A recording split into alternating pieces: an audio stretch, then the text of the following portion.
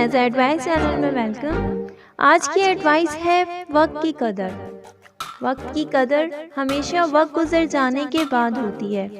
बेहतर है कि गुजरे वक्त पर अफसोस के बजाय आने वाले वक्त को बेहतर बनाया जाए। सो बी पॉजिटिव और think positive. Thanks for watching. मिलते हैं नेक्स्ट वीडियो में। अल्लाह हाफिज़।